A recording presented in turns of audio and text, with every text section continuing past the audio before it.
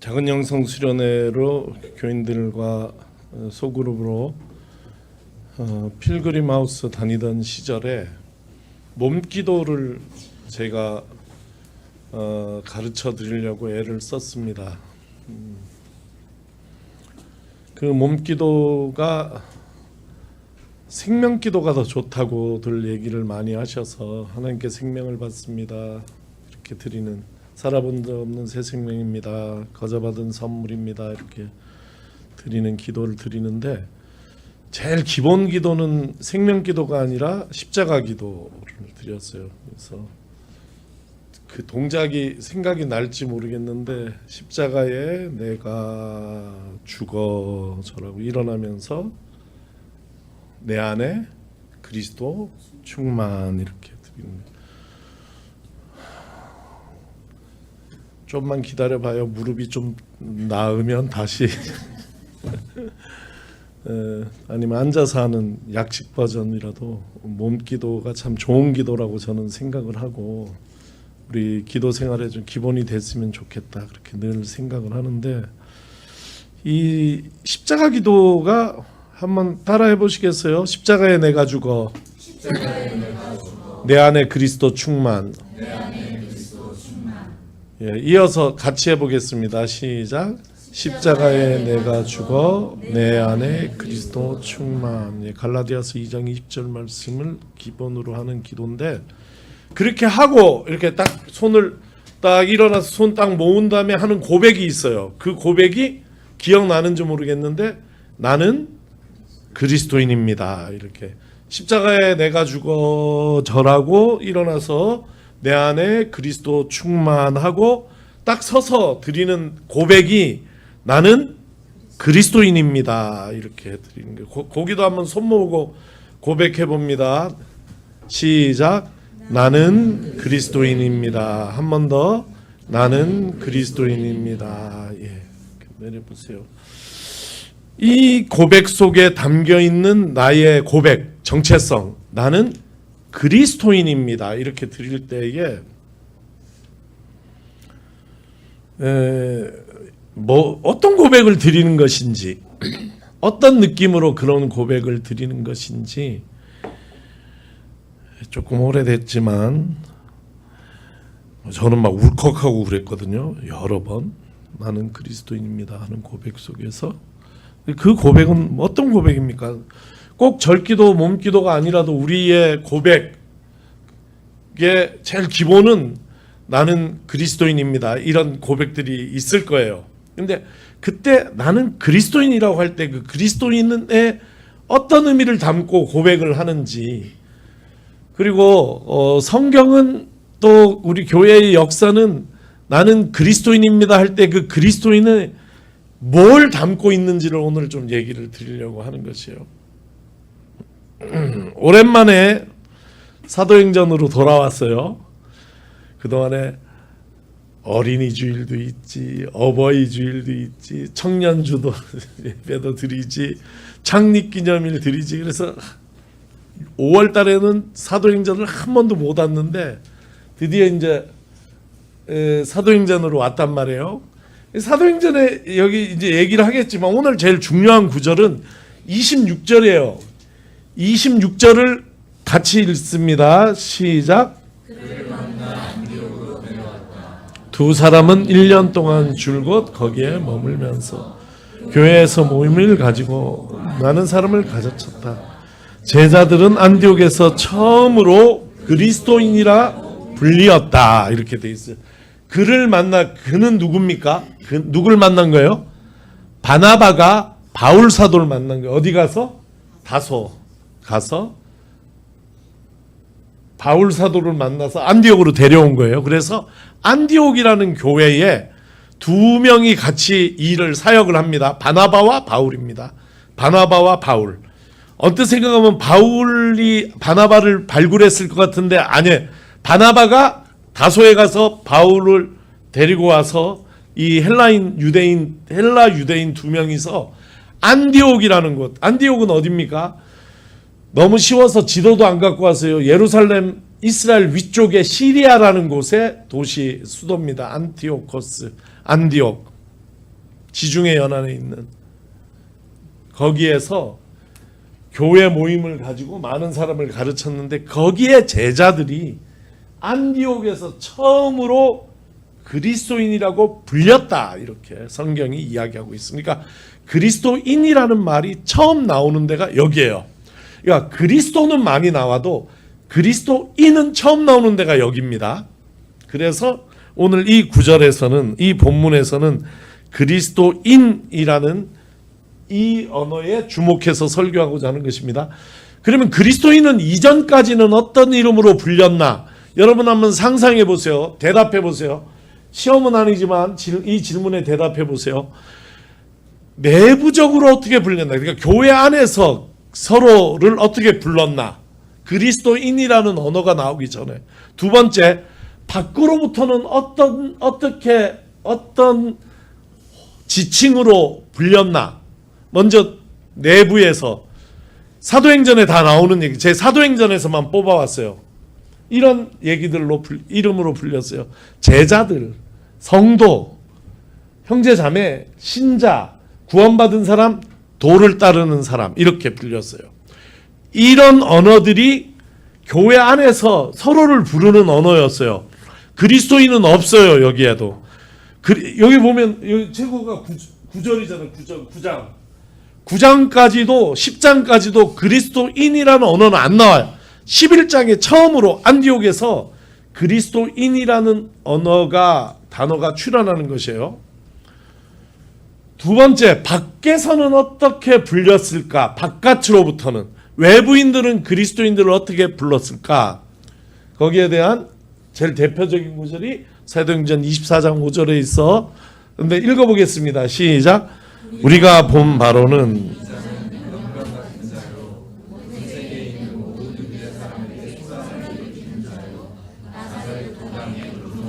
이거를 예수에 대한 묘사예요. 연병 같은 자다.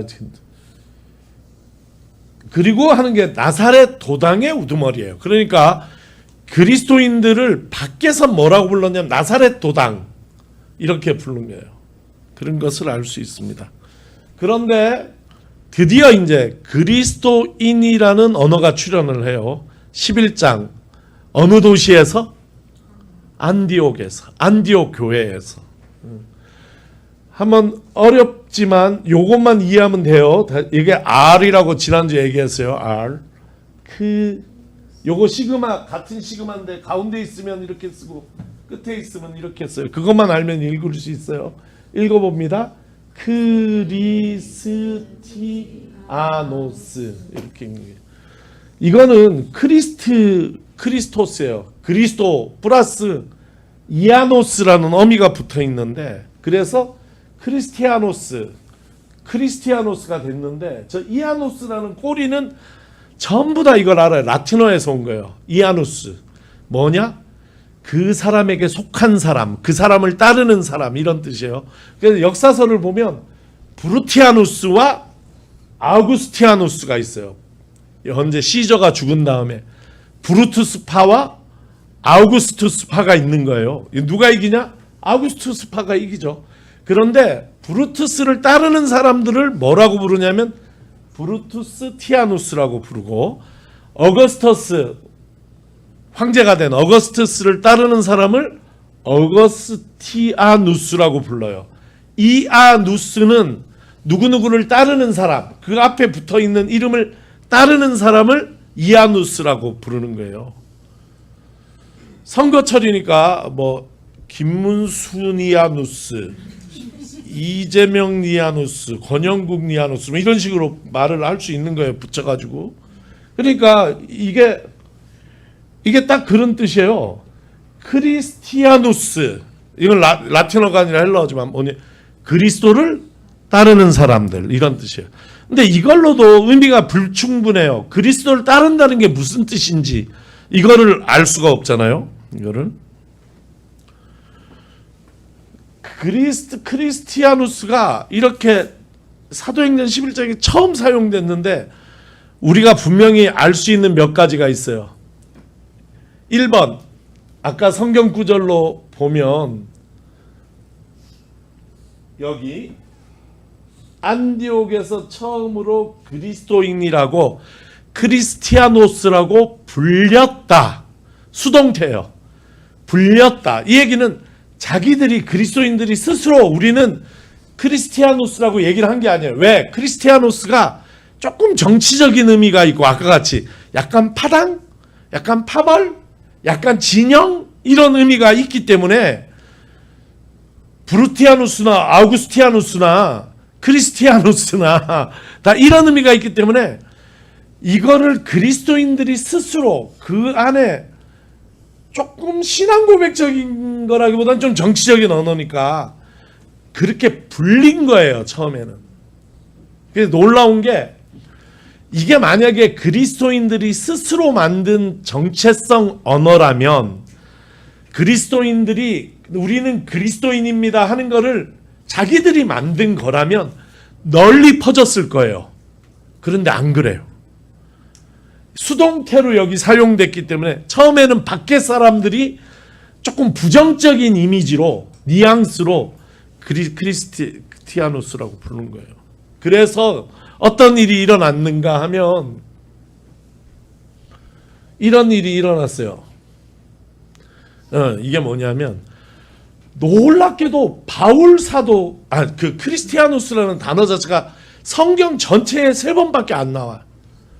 이게 만약에 그리스도인들이 자기를 부르는 언어라면 훨씬 더 자주 나와야 될 거 아니에요.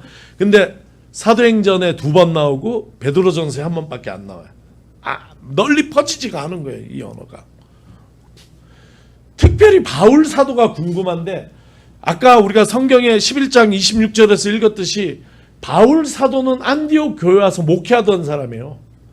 그의 목회자의 커리어 출발점은 안디옥 교회. 바나바하고 안디옥 교회 목회를 같이 했다니까. 그러다가 안디옥 교회에서 선교사로 나간 거거든요. 그런데 바울 사도가 편지를 선교지에서 말하자면 선교지에서 편지를 많이 썼잖아요. 10몇 개를 썼어. 그런데 그 편지에 크리스티아노스라는 단어 한 번도 안 나와요. 만약에 바울 사도가 안디옥하고 그렇게 연결이 지어졌다면 안디옥에서 처음으로 사용된 크리스티아노스가 기독교인들이 좋아하는 단어였다면 바울 사도가 자기 편지에 자기 스스로나 그리스도인들을 부를 때 그런 언어를 쓰지 않았겠어요? 안 썼어요. 대신에 뭘 썼냐? 이런 걸 썼어요. 안드로포넨 그리스도 안에 있는 사람. 이런 언어들을 쓰는 게 크리스티아노스라는 단어 대신에 바울 사도가 제일 좋아하는 믿는 자들을 이루는 언어는 뭐냐면 엔 크리스토, 인 크라이스트 영어로 그리스도 안에 있는 사람. 이 언어를 바울은 대표적으로 쓴 거예요. 크리스티아노스를 사용하지 않아요. 바울의 언어가 훨씬 더 어떤 면에서는 신앙적인 언어예요. 그리스도 안에 있는 사람. 이런 거예요. 뉘앙스 자체가 우리가 보면 그리스도인이나 그리스도 안에 있는 사람이나 비슷해 보이지만 아까 브루투티아누스나 아우구스티아누스나 이런 얘기 제가 했잖아요. 그런 정치적인 함의가 없이 조금 신앙적이야. 바울 사도는 외부 사람들이 붙여준 언어 싫었나 봐. 바울 사도는 자기가 말을 좀 고백적으로 만들길 원했나 봐요. 그게 제일 대표적인 게 그리스도 안에 있는 사람이에요. 성경 하나만 찾아왔어요. 읽습니다. 시작. 나는 그리스도를 믿는 사람 하나를 대시에 요건 3번이고 개역개정이 더 잘 보여줍니다. 읽습니다. 내가 그리스도 안에 있는 한 사람을 그리스도 안에 있는 사람. 고린도후서 12장 2절. 하나의 용례에 불과해요. 바울 사도는 그리스도 안에라는 말을 수도 없이 사용해요. 이따가 성경 읽을 거예요. 갈라디아서 3장 28절. 그리스도 안에 있으면 유대인도 없고 헬라인도 없고 이런 말을 할 때도 그리스도 안에, 또 그리스도 안에 있으면 보라 새로운 피조물이라 할 때도 그리스도 안에. 바울이 제일 믿는 자들을 이루는 데 사용한 말은 그리스도 안에라는 말이에요. 크리스티아노스를 안 써요. 한 번도 안 써. 또 이런 말을 써요. 그리스도의 소유격이에요. 그리스도에 속한 이런 말. 크리스투라는 말을 써요. 고린도서 10장 7절 하나 가져왔어요. 읽습니다. 이런 말들에서 볼 수 있듯이 제가 하는 얘기가 지금 뭐예요? 안디옥에서 처음으로 그리스도인들은 그리스도인, 즉 크리스티아노스라고 불렸는데 이상하게 성경에 이 말이 안 나와요. 여기 외에 잘 안 나와. 2번만 더 나와. 그리고 더 놀라운 건 바울 사도가 안디옥 교회에서 목회하던 사람인데 그가 쓴 모든 성경 저작에 크리스티아노스가 한 번도 안 나와요. 그러면 우리가 이제 궁금해할 수 있는 게 근데 우리는 지금 우리 스스로를 그리스도인이라고 여기잖아요. 그렇게 고백하잖아요. 그게 우리의 정체성이잖아요. 그리스도인. 어떻게 해서 이게 이렇게 우리에게까지 오게 됐나? 제가 볼 때 이건 없어질 운명이야. 사용하다가 사라지게 될 운명의 언어였어요. 바울 사도가 한 번도 안 도와줬어. 별로 안 좋아해. 그런데 놀랍게도 그리스도인이라는 언어 자체가 오늘날 우리에게 내려온 제일 강력한 정체성 언어가 됐다. 그 사이에 무슨 일이 있었나? 이걸 또 파헤쳐 가는 거예요. 그러려면 약간 지도를 좀 알아야 돼. 여기 보면 제가 플리니라는 총독에 대해서 얘기할 건데 이 플리니는 비두니아 본도의 총독이었는데 로마에 있는 트라이안 황제에게 편지를 써서 그리스도인들에 대해서 보고해. 이런 거는 성경 밖에 있는 역사서에서 찾을 수 있는 언어예요. 역사서에서. 비두니아 본도 어디냐? 여기가 터키 튀르키예 땅이죠. 저기 튀르키예 보이죠? 오늘 새벽에 구글 지도 다운받은 거예요. 튀르키예 보이죠? 그 위에 노란색 동그라미 보이죠? 거기가 비두니아 본도예요. 흑해 연안 여기 비두니아 본도. 거기서 어디 이탈리아 로마에 있는 여기 황제에게 저 비두니아 본도의 뭐라 그래요? 그 사람은 총독이 기독교인들에 대해서 편지를 쓴 거예요. 그 편지 일부를 제가 가져왔어요.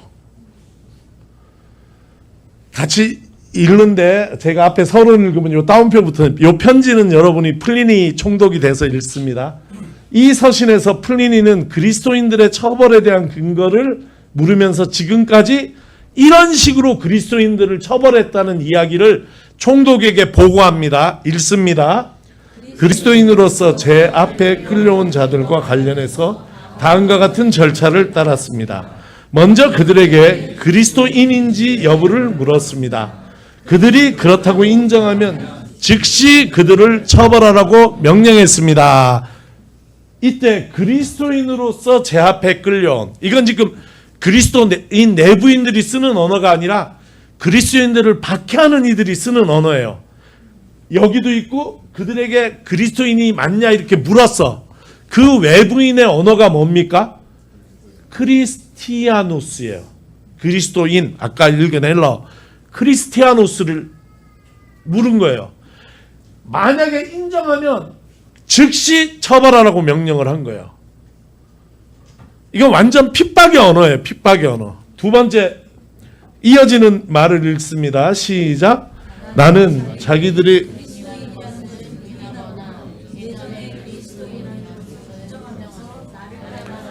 신들에게 기원하는 기도문을 복창하고 당신의 동상 앞에 포도주와 분향을 드리고 나아가 그리스도의 이름을 욕하는 자들에게는 사면을 해줘야 한다고 생각했습니다. 내가 알기에는 진정한 그리스도인이라면 일어난 일을 어느 것도 따르지 않을.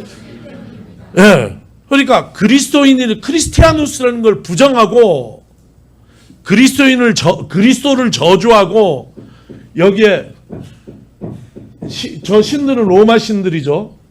그리고 당신의 동상은 누구예요? 황제 동상이에요.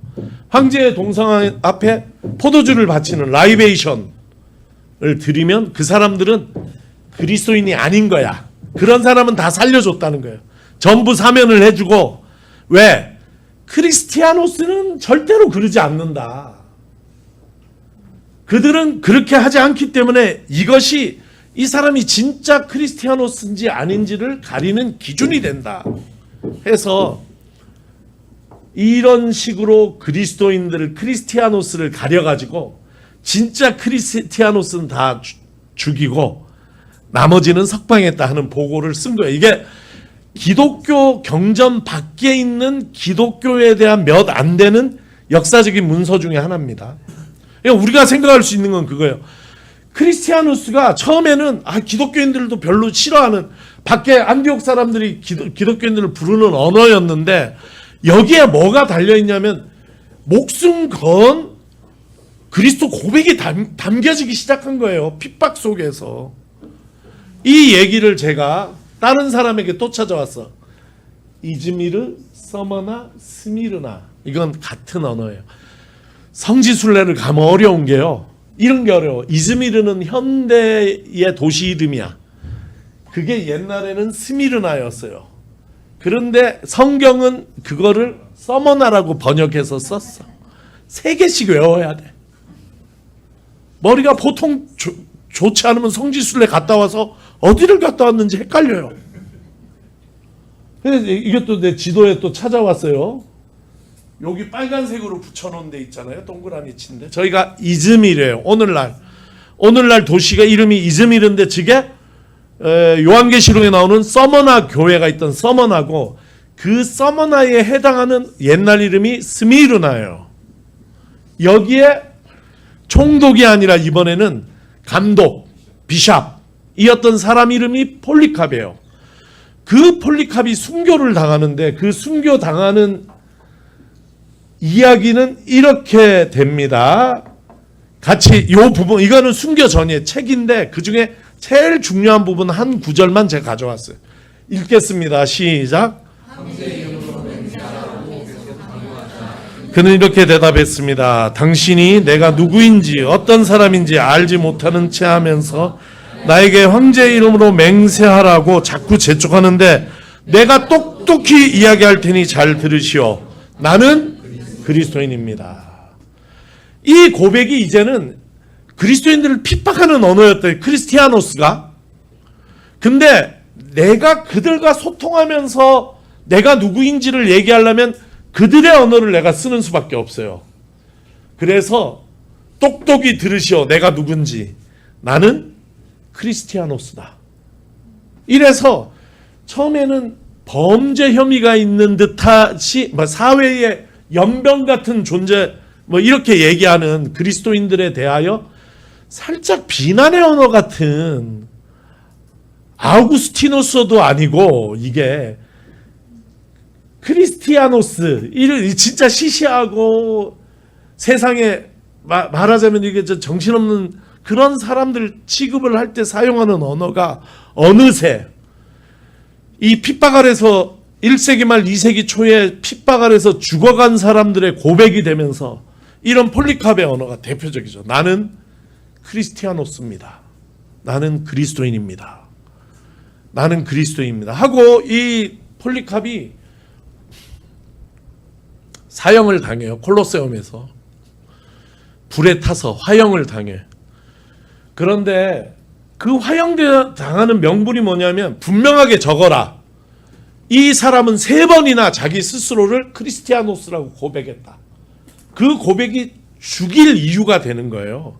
그래서 3번 자신은 누구인가 똑똑히 들으시오. 나는 크리스티아노스다.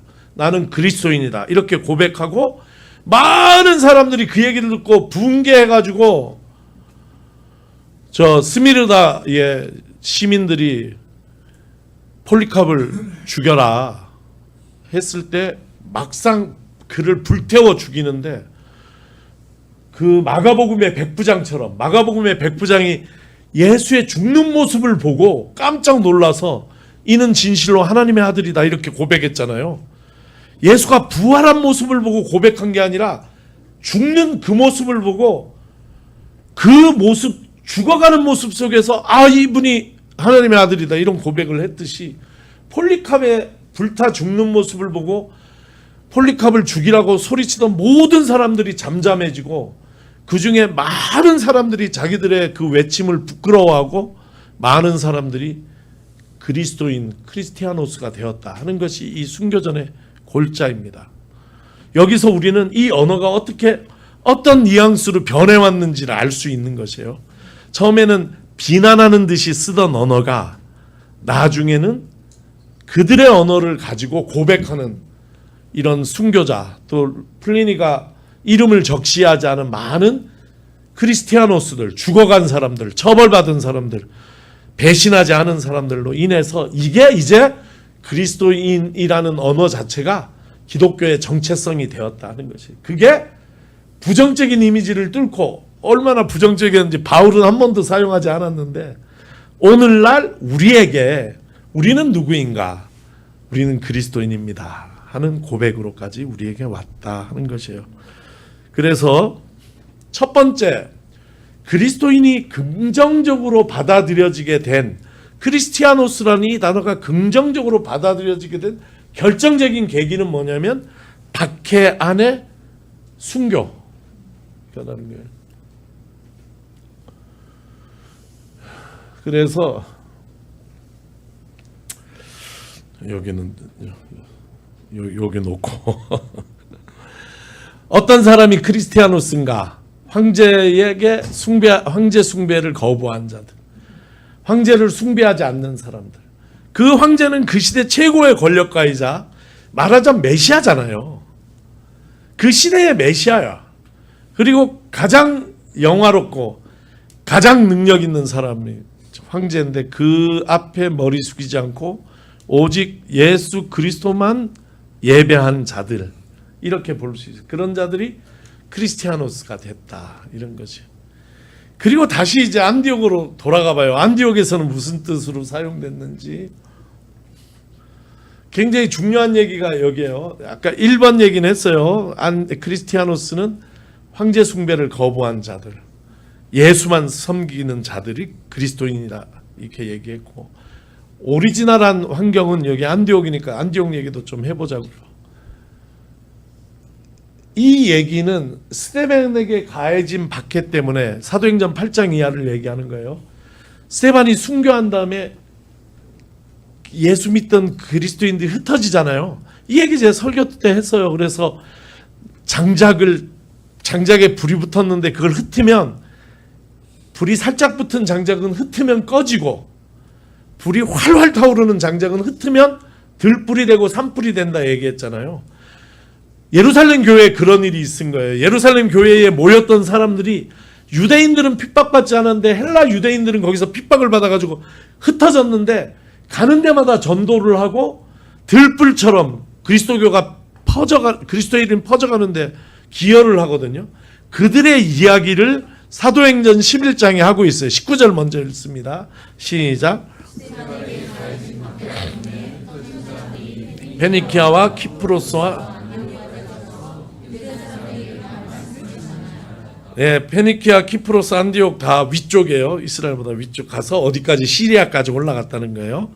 여기에 특징은 뭐냐면 원래는 유대 사람들한테만 말씀을 전했다는 거예요. 그런데 20절에 의하면은 따옴표 이하만 읽습니다. 그리스 시작.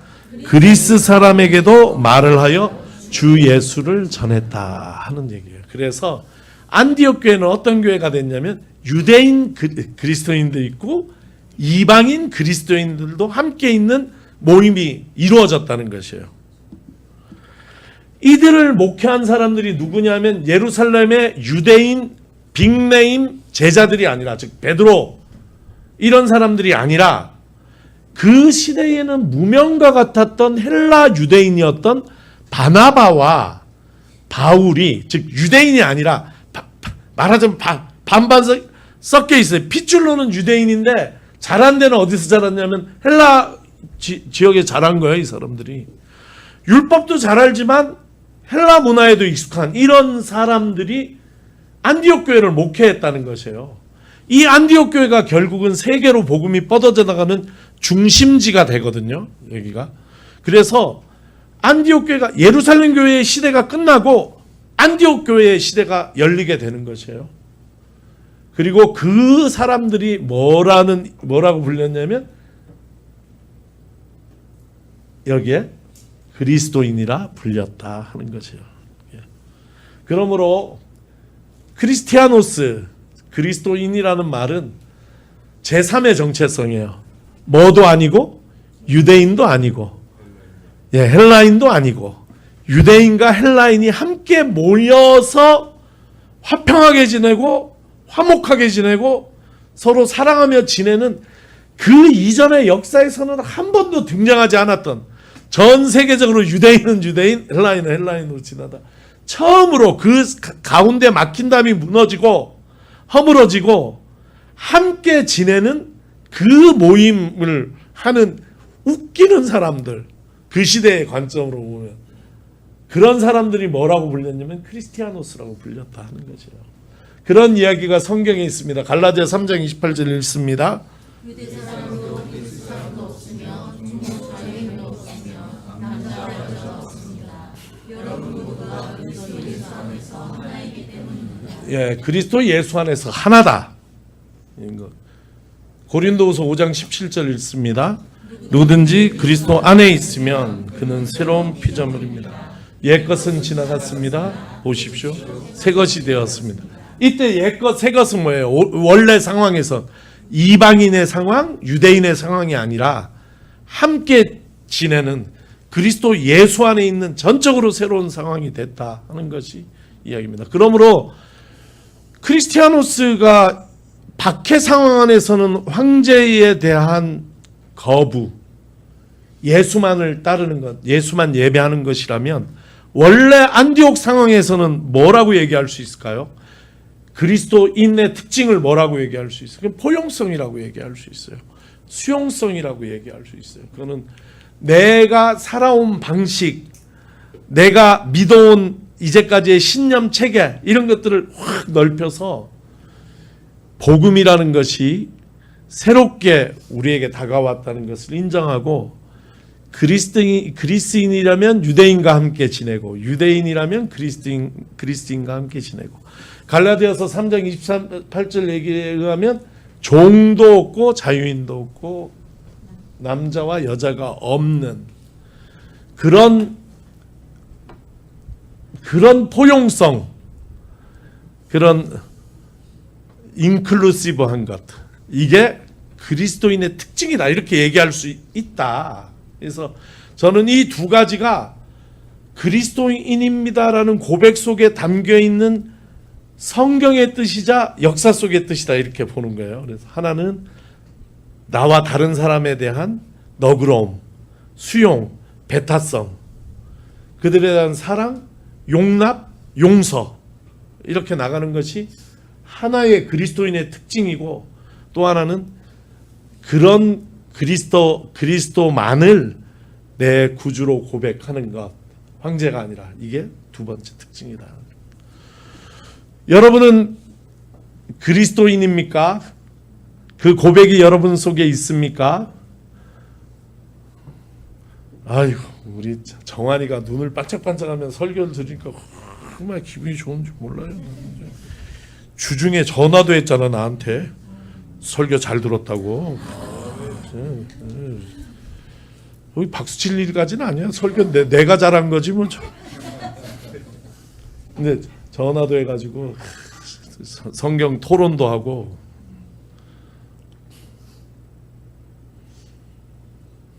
두 가지, 제일 중요한 게 두 가지. 하나는 포용성, 하나는 예수를 주님으로 고백하는 거예요. 나는 여기에 여러분의 고백이 올라가야 된다고 봐요. 이게 다가 아니에요. 여러분 스스로를 그리스도인이라고 고백한다면 여러분의 고백이 이 고백 위에 더해지기를 바라요. 생각해 보시기를 바라요. 나는 어떤 의미에서 그리스도인이라고 고백하는가? 교회 나온다고 그리스도인이 아니에요. 그냥 그리스도인에 속했다, 그리스도를 따른다, 이걸로 부족해요. 그리스도를 따른다는 게 구체적으로 어떤 의미인지, 나는 그리스도인이 아닌 사람과 무엇이 다른지 한번 생각하는 한 주가 되기를 바랍니다.